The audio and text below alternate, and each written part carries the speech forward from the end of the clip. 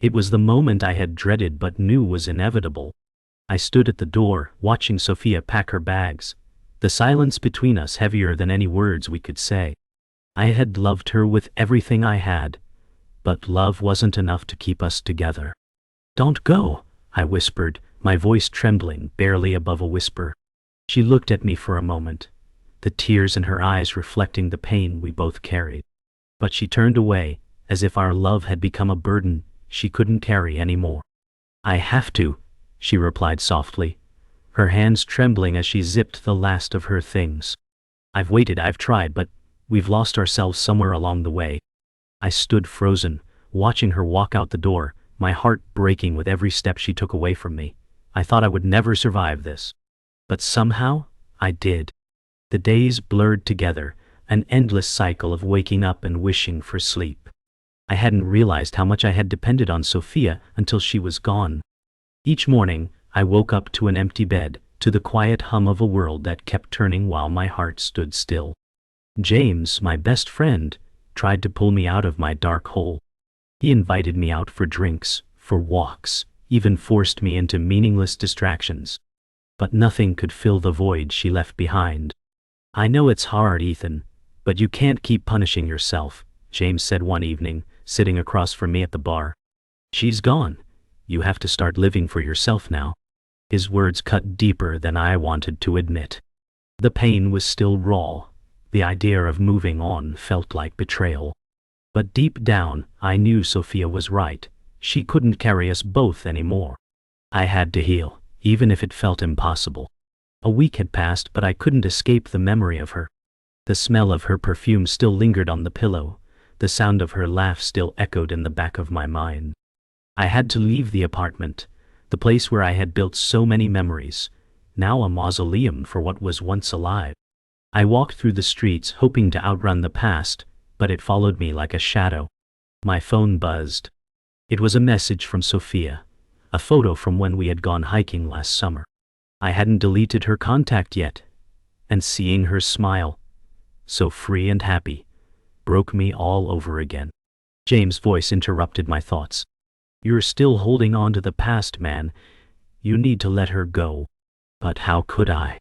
How could I let go of someone who had once been my world? The confrontation was inevitable. Sophia had left without a word, without an explanation. And though I knew I had to let go, a part of me still demanded answers. I drove to her place, our place, the one she had left without a trace. The door was locked. My hands shook as I knocked, hoping that maybe, just maybe, she would open it. But it wasn't her who answered. Instead, her brother David appeared, looking at me with a mix of confusion and pity. "Ethan," he said quietly, stepping aside to let me in. "Sophia's not here." I stepped in anyway, heart pounding. "Where is she?" I demanded, voice cracking. David looked at me for a long time, then sighed. "She's gone for good this time. You need to understand. She couldn't stay with you. Not like this." The words hit me harder than any blow. I left Sophia's apartment in a daze, David's words echoing in my head. "She couldn't stay with you." The drive back home felt like an eternity. I sat in the car, the engine running, but I couldn't bring myself to move. The truth was starting to settle in, but I didn't know how to accept it. At that moment, I knew something had to change. For better or worse, I couldn't keep living in the shadow of what was lost. Maybe this was my chance to start anew, to learn how to live without the one I loved, and finally face the life ahead of me without her. But would I be able to? Weeks passed, and life continued to move forward, indifferent to the heartache I carried.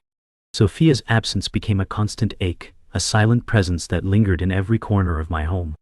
I began to rebuild, but each step felt like walking through molasses, slow, painful, and unsteady. The phone rang one evening, interrupting the quiet that had taken over my life. It was James. "Ethan," he said, his voice firm but gentle. "I'm worried about you. You can't stay locked in this cycle. You're falling apart." I didn't want to hear it. I didn't want to confront the truth that my life had become a hollow version of what it used to be. "I'm fine," I lied, forcing a smile even though he couldn't see it. You don't have to do this alone, James replied, his words hanging in the air, offering both support and an unspoken challenge. Could I really face the world again without her? That night, I couldn't sleep. I kept replaying the conversations I'd had with Sophia in my mind, searching for any sign that I had missed.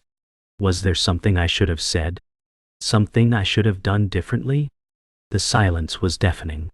It wasn't the quiet of a peaceful home, but the suffocating stillness of loneliness. I couldn't remember the last time I laughed, or the last time I felt warmth beyond the cold comfort of memories. I grabbed my coat and left the house, not really knowing where I was going, just that I couldn't stay there any longer. The city was bustling with life, but all I could hear was the echo of my own footsteps. I didn't expect to see her. Elena, an old friend from college, was standing on the corner, waiting for the light to change. Her face was familiar, a beacon from a time before everything fell apart. "Ethan?" she asked, her eyes searching mine as though trying to find some semblance of the person she remembered. I hesitated for a moment before answering. "Yeah, it's me. Are you okay?" Elena asked softly, concern clear in her voice. "You don't look okay." I didn't know how to answer. I wasn't sure if I had ever been okay. But I nodded anyway, forcing a weak smile. "Just taking things one day at a time." Elena didn't press, but her eyes spoke volumes. She knew something was wrong. And maybe, just maybe, she was the person I needed to talk to. We walked to a nearby cafe, and the moment we sat down I knew this wasn't just a casual encounter. Elena was here for a reason. She wasn't going to let me get away with pretending I was fine. "So," Elena said, her tone gentle but firm, "what's really going on? You can't keep pretending nothing's wrong." I hesitated, the words trapped in my throat. But Elena's steady gaze helped me find the courage I'd been lacking. I took a deep breath. "I lost someone. Someone I loved," I said, my voice barely above a whisper. "And I don't know how to live without her. I don't know who I am anymore." Elena's eyes softened. "You can find yourself again, Ethan. You just need to let go of the past, no matter how hard it is." Her words stung, but they were also a lifeline. Maybe, just maybe, there was hope for me after all. I spent the next few days reflecting on Elena's words. It wasn't easy, but I started to realize that moving on didn't mean forgetting Sophia. It meant honoring the love we had, and then learning to live again. I couldn't keep holding on to the past, dragging it behind me like a chain. If I ever wanted to be happy again, I had to start letting go. It wasn't about forgetting her or erasing her from my life. It was about finding a way to live, even without her by my side. Life slowly began to take shape again. The weight I had carried for so long was still there, but it was lighter, easier to bear. I had started therapy to work through my grief, and slowly, I began to take part in activities I once enjoyed. I joined a gym, reconnected with old friends, and even went on a few dates, though they felt strange. How could I be open to someone new when my heart still clung to the memory of Sophia? The mornings were the hardest. That was when the silence in my apartment felt the loudest. But I began to make peace with it. I started setting intentions for the day, small goals, little victories. The emptiness was still there, but it no longer defined me. I was learning to be someone new. One evening, I found myself standing outside Sophia's favorite cafe. It had become a place I avoided for so long, terrified of the memories it would bring. But tonight, I felt different, stronger, more capable of facing the past without letting it consume me. I walked inside, the familiar scent of coffee and pastries filling the air. I sat at a corner table, alone, for the first time in months. The barista recognized me and smiled, offering a kind nod. "Good to see you back," she said. I nodded, forcing a smile. "It's good to be back." It was a small step, but a significant one. I wasn't running from my past anymore. I was ready to live alongside it, letting go of the fear that had once held me captive. My phone buzzed in my pocket. I glanced at the screen and saw a name I hadn't expected to see. Sophia's mother, Martha. Ethan, I know this is sudden, Martha said when I answered. Her voice trembled slightly. But I wanted to ask you to come to a small gathering at the house. It's been a while, and I think it would help to see you. I paused. I hadn't seen Martha in months. The last time we spoke, things had been tense, heavy with unspoken words. I still wasn't sure if I was ready to face her, but something in her voice made me hesitate. I'll think about it, I replied, my heart racing at the thought of seeing her again, of walking back into a house filled with memories of Sophia. I decided to go. The thought of seeing Martha again, stepping back into a house that held so many painful memories, terrified me. But I knew that if I was ever going to truly heal, I had to confront the parts of my past I had been avoiding. When I arrived at the house, I was met with silence. The door creaked as I stepped inside, and Martha was standing in the hallway, her eyes full of emotion. "Thank you for coming, Ethan," she said softly. I know this is difficult." I nodded. "It's not easy, but I needed to be here." She led me into the living room, where a few close friends and family members were gathered. It wasn't the large celebratory gathering I had expected. It was small, intimate, almost like a memorial. We spent the evening talking about Sophia, the memories, the laughter, the love we shared. For the first time in months, I allowed myself to feel the weight of my grief, but also the joy of knowing that I had loved someone so deeply. It wasn't closure, but it was a step toward acceptance. As the evening wore on, I found myself in the garden, staring up at the stars. The night was still, and the cool air calmed my restless thoughts. Martha came outside and stood beside me. "I'm glad you came," she said quietly. I didn't reply right away. Instead, I let the silence hang between us, comfortable in its weight. We didn't need to speak to understand each other's pain. "I've learned," I finally said, "that living without her isn't about forgetting. It's about honoring what we had and then learning to live again. I'm not whole yet, but I'm getting there." Martha placed a hand on my shoulder, a simple gesture that carried the weight of everything we had lost. 2 weeks had passed since the gathering at Martha's house, and life had started to feel like it was slowly returning to some form of normalcy. I was back at work, focusing on small projects, trying to rebuild the shattered pieces of my life. But no matter how hard I tried, there was always something pulling me back into the past, making me feel disconnected from the present. One evening, I was out for a walk, clearing my head when I saw her. Maya was an old acquaintance, someone I had met a few years before, Sophia.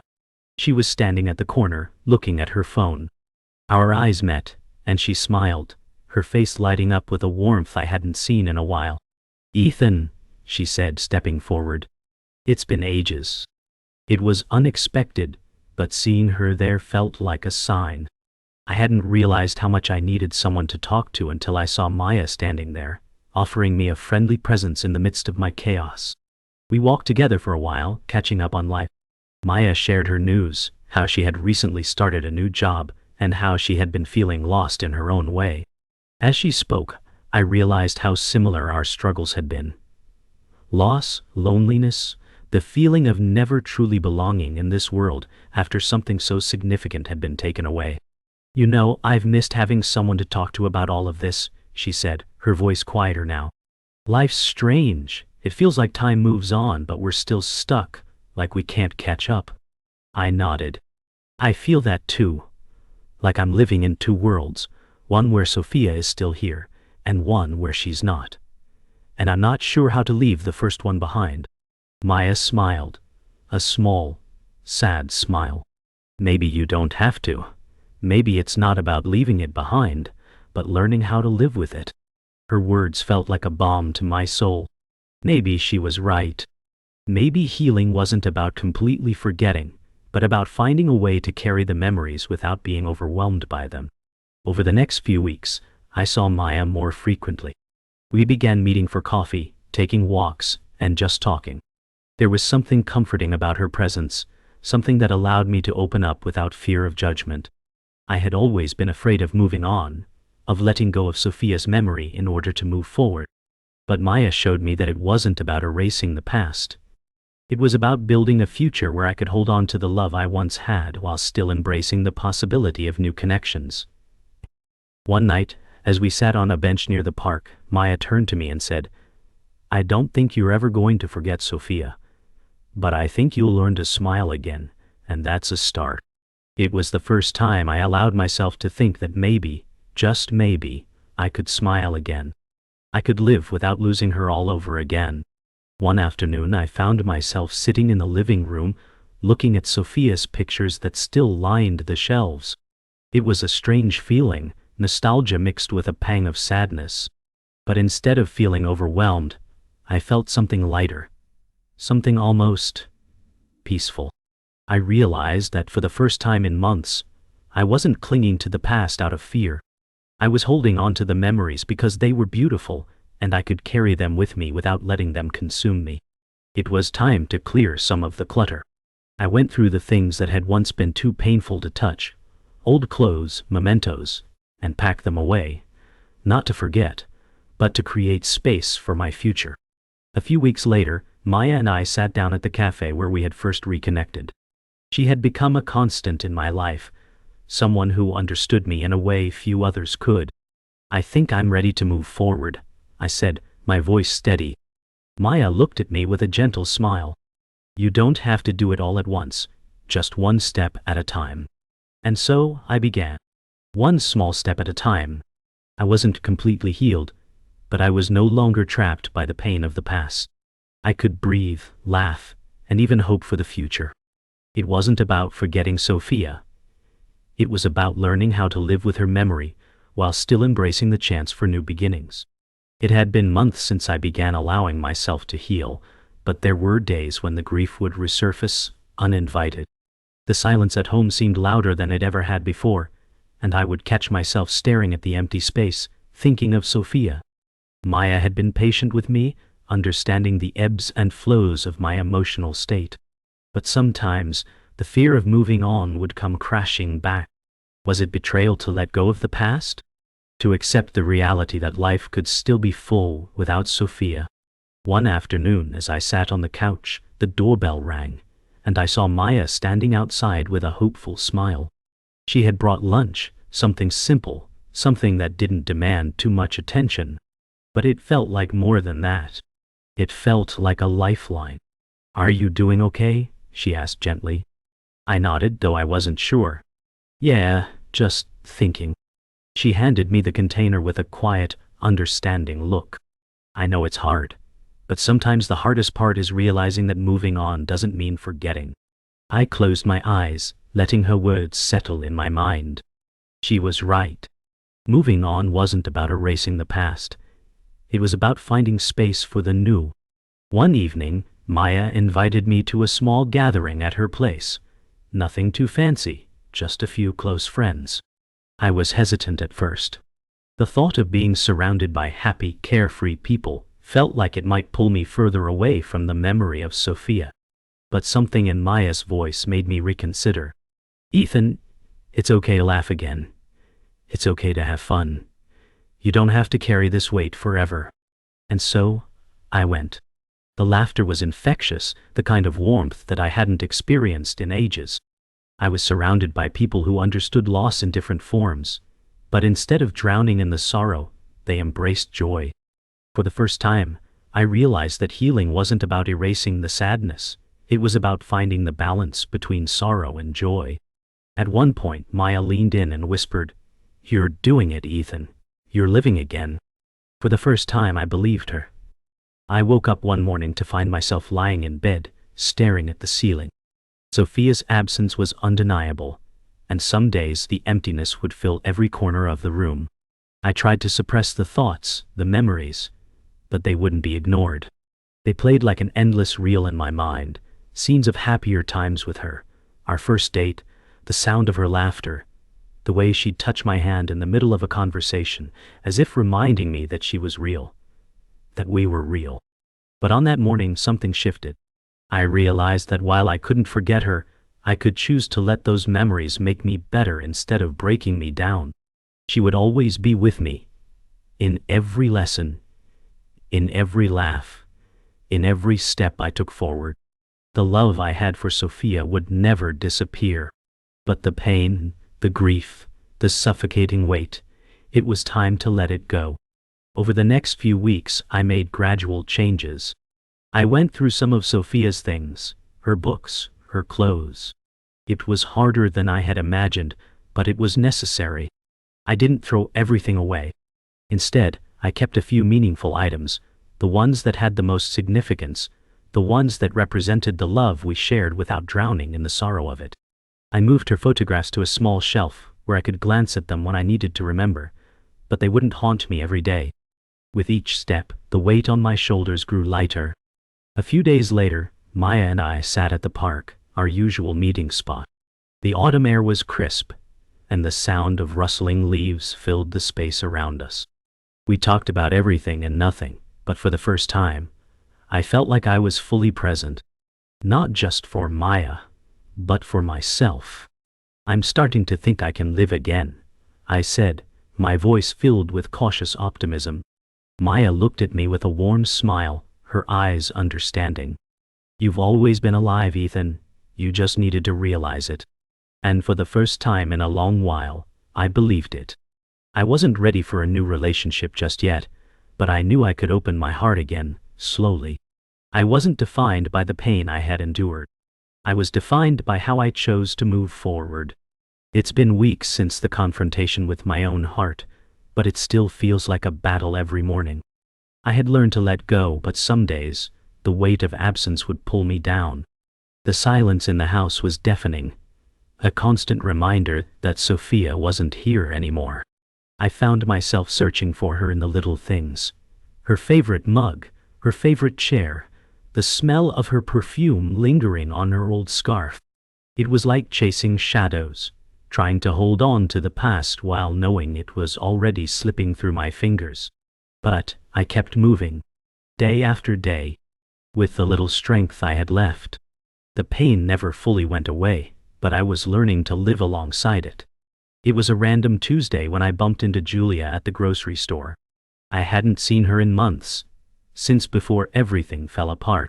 She was smiling, the kind of smile that's warm and familiar, but there was a hesitation in her eyes when she saw me. "Ethan," she said, her voice soft with concern. "How have you been?" I paused, trying to find the right words. "Okay. Still figuring it out." She nodded, not pressing further. But her gaze lingered on me as if she was looking at someone she used to know. "If you ever want to talk, I'm here." I smiled, not sure whether I was ready to talk yet, but there was a comfort in knowing someone cared. It felt like a step forward, even if a small one. Later that evening, I found myself alone, holding onto a box of letters and photographs. They were Sophia's, memories of us that I had kept hidden away for too long. The weight of them felt heavier than I anticipated. I ran my fingers over the envelope, her handwriting bringing a flood of memories back. The moments we shared, the words we said, the promises we made, they felt so real, yet so distant. But I knew it was time. Time to let go of the past, even if just a little at a time. I opened the first letter, reading her words one more time. I wasn't ready to throw them away, but I wasn't ready to keep them in the box either.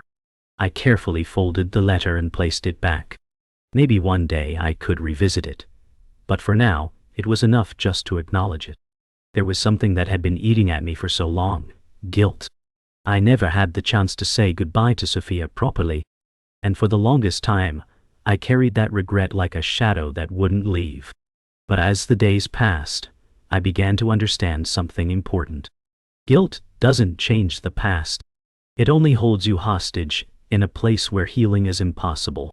I decided to release it, little by little, to forgive myself for not being able to fix everything, to accept that I wasn't the cause of her leaving. It wasn't my fault. I wasn't perfect, but neither was she. And for the first time I felt lighter. The guilt didn't have a hold on me anymore. It was still there, lurking at the edges of my thoughts, but I wasn't going to let it control me anymore. Weeks later, I found myself walking through the same park Sophia and I used to frequent. I used to avoid this place, overwhelmed by memories. But now, as I walked through the park, I realized that the world hadn't stopped turning. Life went on, and I could too. I sat on a bench, watching children play, couples walk hand in hand, and birds fly overhead. The world was alive, full of possibility. Maya called me that afternoon, asking if I'd like to meet for coffee. It was a small thing, a normal thing, but it felt like a step forward. I was finally living again, not just surviving. "I think I'm ready," I said, smiling to myself as I glanced at the sky. The future was uncertain, but it wasn't as terrifying anymore. The weight of the past wasn't gone, but it didn't control me anymore. Sophia's memory wasn't a constant ache. It was a scar that had healed, though it would never fade entirely. I had learned to carry it with me, but not let it define me. I was learning to embrace life again, slowly, surely. Maya and I met more often, and it wasn't just out of routine. There was something real there, something I had almost forgotten how to feel. For the first time in a long time, I didn't feel alone. Hope was starting to bloom again, even in the smallest of moments. The future was still uncertain, but it wasn't as frightening anymore. I didn't need to know all the answers. I just needed to keep moving forward, to keep living in spite of everything. And for once that felt enough. I visited Sophia's grave one last time. I didn't need to say anything, just be there, honoring the person she was, and everything she had meant to me. The silence spoke louder than words ever could. As I walked away from the graveyard, I knew I had come full circle. Sophia was a part of me, but so was my future. And for the first time in a long time, I was ready to face it. I was no longer defined by the loss. I was defined by the strength I found in moving forward.